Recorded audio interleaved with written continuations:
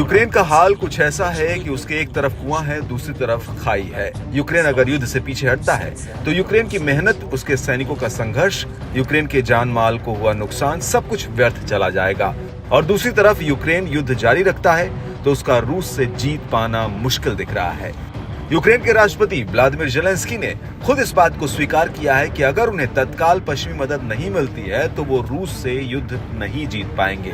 दरअसल यूक्रेन लंबे समय से हथियारों की कमी से जूझ रहा है। हथियारों के संकट के चलते वो रूसी हमलों का जवाब नहीं दे पा रहा है। जब से यूक्रेन के हथियार खत्म होने लगे तभी से वो चिल्ला कर सहयोगियों से सैन्य हथियार मांग रहा है। यूक्रेन को पश्चिम से मदद की पूरी उम्मीद थी, लेकिन उसे अब तक हथियार और धन नहीं मिला। हालांकि अब यूक्रेन ने हथियार के लिए गिड़गिड़ाने की जगह पश्चिम और यूरोपीय संघ को दोषी ठहराना शुरू कर दिया है।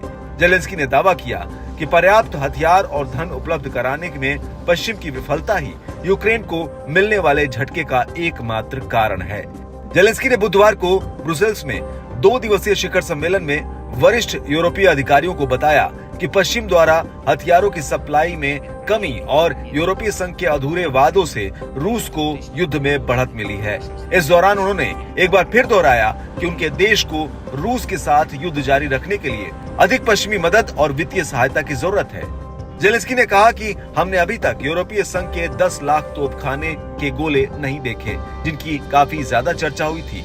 इसके अलावा भी कई अन्य देशों द्वारा किए गए वादे भी अभी तक पूरे नहीं किए गए।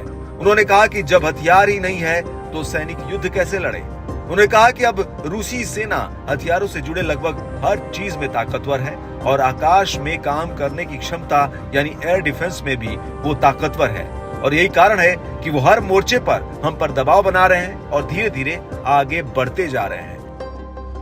ज़ेलेंस्की ने दावा किया कि रूसी राष्ट्रपति व्लादिमीर पुतिन का मानना है कि वो अपने जवाबी हमले में सफल होंगे। उन्होंने कहा कि उनके सफलता की एकमात्र वजह हमारे सैनिकों के पास हथियारों की कमी है। आपको बता दें कि यूक्रेन को अपनी रक्षा के लिए पर्याप्त मात्रा में पश्चिमी एयर डिफेंस की जरूरत है। इसके साथ ही उसे घरेलू स्तर पर हथियारों का उत्पादन शुरू करने के लिए इन्वेस्टमेंट और टेक्नोलॉजी भी चाहिए। रूसी हमलों में नष्ट हुए यूक्रेनी ऊर्जा इंफ्रास्ट्रक्चर को भी सुधारना जरूरी है और ये भी एक खर्चीला काम है।